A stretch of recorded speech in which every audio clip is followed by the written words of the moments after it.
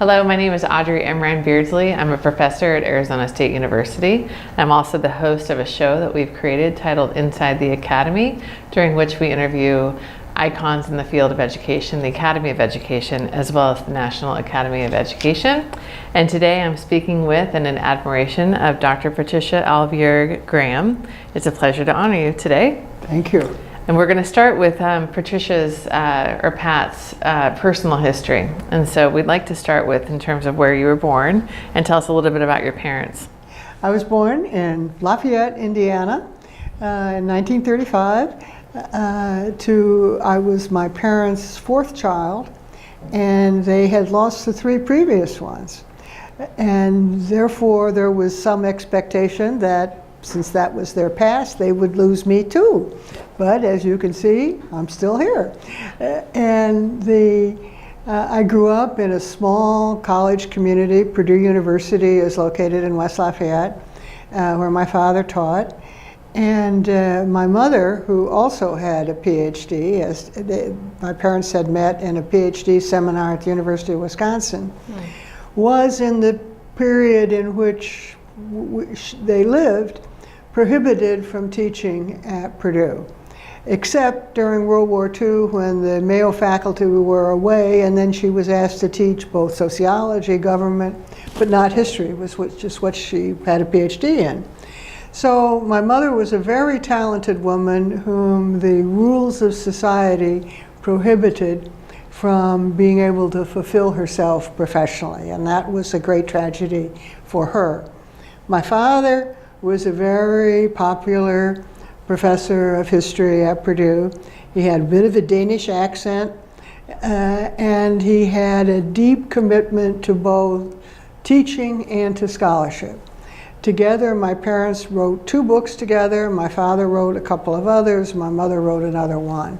So I grew up in an academic household of parents who kept wondering why I survived, which I obviously did and flourished.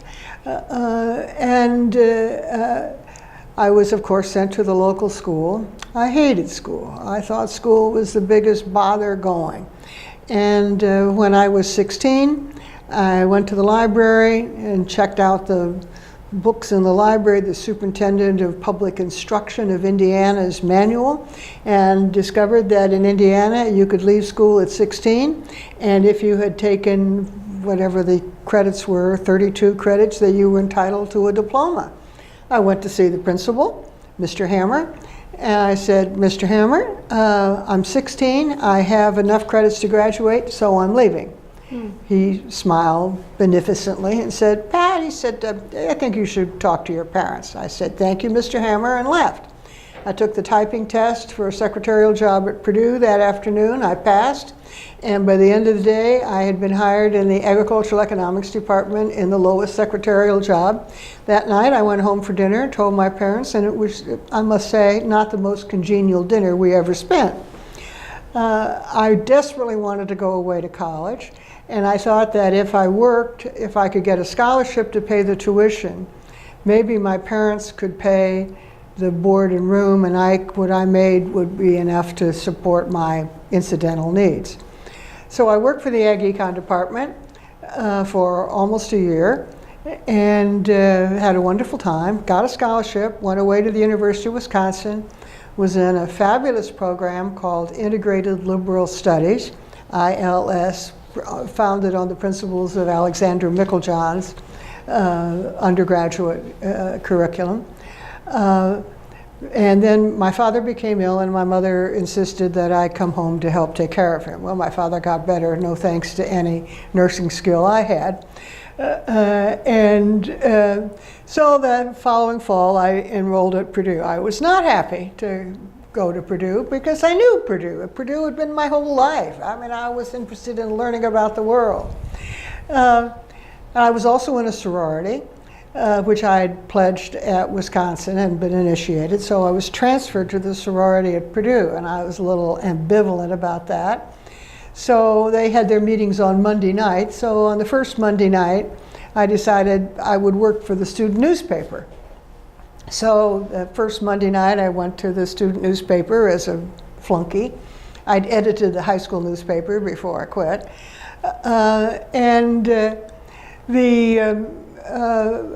Everybody else was at the fraternity or sorority meetings, but there was one young guy there who was in a fraternity that he wasn't very fond of, so he worked on the newspaper on Monday nights. And he was the night editor, and I was the junior assistant. And I had just turned 18, it took us a very long time to put out the paper that night. It was 3 o'clock in the morning because we sat and talked. And a year and a half later, I married him. And that's your husband, Lauren? And that's my husband, Lauren, and that was 63 years ago. And that's great. That's when we have a picture of you now as well in terms of your husband. And then you had a daughter, Marguerite, is that right? Marguerite, yeah, she's named for my mother. Oh, okay. And what about in terms of your early childhood experiences as well as your teen experiences in school? What did you learn from those experiences that inspired the person you are today, also as a scholar? I haven't the faintest idea. I grew up in an extremely homogeneous community that thought that it was ideal, as college communities in small towns are inclined to think. Mm-hmm. I knew 2 black people. Blacks were not permitted to live in West Lafayette at that time, nor were Jews.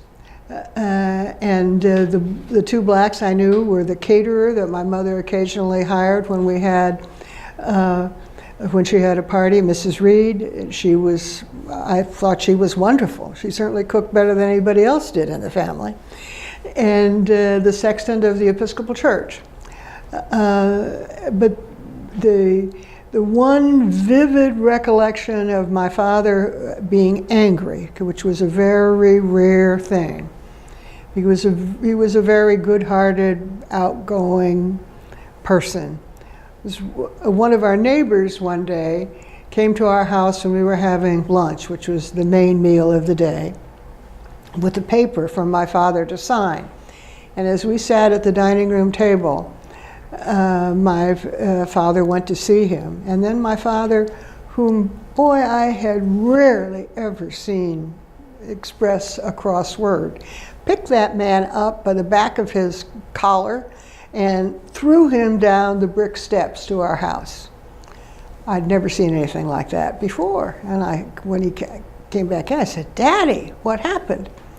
The neighbor had asked him to sign a petition prohibiting Jews from buying homes and buying a house in the neighborhood. Mm-hmm. And my father, who was not Jewish, he was a Dane of some sort of Danish Lutheran, Danish Baptist heritage. He was so offended. This was right after World War II, 46, 47, something like that, that he had felt obligated to dispense with the neighbor in this way. Ultimately, a year or 2 later, a Jewish family bought a house in the neighborhood. Hmm. Your father had differing views on education, views that differed from your grandfather about the values and well, purpose? It was my mother's father whose views he differed with. Okay, so the father-in-law. He differed. He also differed with his own father. No, his own father. He differed with both of them. His father, my grandfather, didn't speak English. He was a Dane. He was a successful farmer in near Fergus Falls, Minnesota. And my grandfather, Albjerg, believed in just a sufficient education for his children because my grandfather was very shrewd. He had 9 children.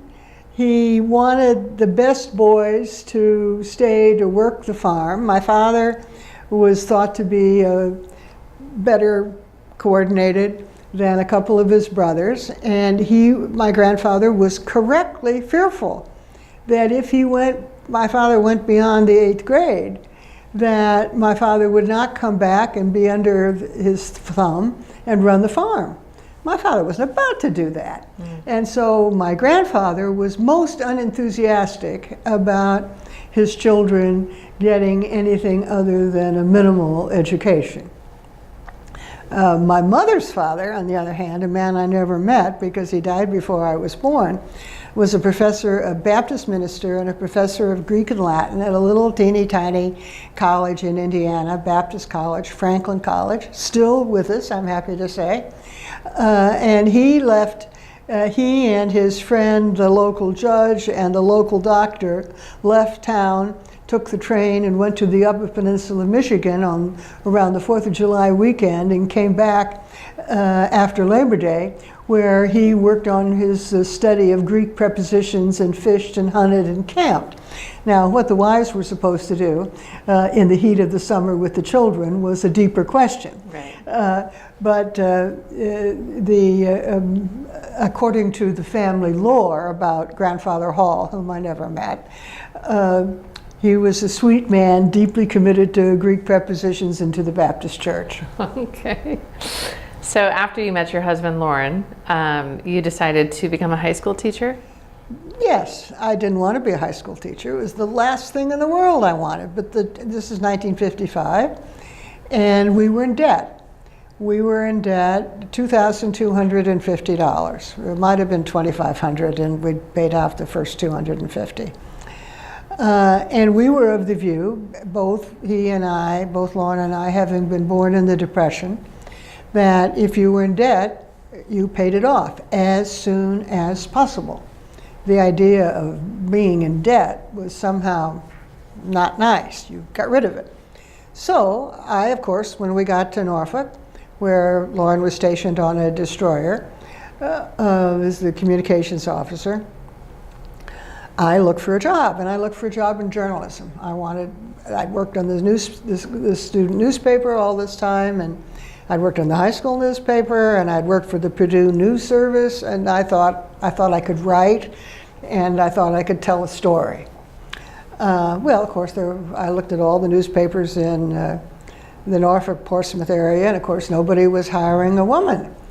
And finally, I was looking for any kind of writing job I could get, and roister guano, you know what that is, it's excrement of bats. Mm-hmm. Roister guano said they would hire me to edit their poop sheet. And the idea of writing home to my mother that I was editing the roister guano poop sheet was just a little too much for me. And as a consequence, I decided, well, I'll look for a high school teaching job. And of course, it was hard. It was September, and most jobs were filled. But I met a very nice principal who said he'd like to hire me, but he didn't have any openings. But it was at Craddock High School in Portsmouth, and he said, "But why don't you try Deep Creek?" He said, "Deep Creek's a rural school. It's in the Dismal Swamp, a little further than away from Norfolk, but drivable. And maybe they can take you." Well, they'd like someone to teach French. I wasn't up to teaching French. But I could do his history and English. And I was hired at Deep Creek. Deep Creek hadn't sent any of its graduates to college for several years. They had a very high dropout rate, about 75%. And so I was supposed to teach 8th grade American history. Sometimes they called it social studies, sometimes American history, whatever. 8th grade English, and then there was a senior course in drama for this small number of students, mostly boys, who couldn't pass senior English.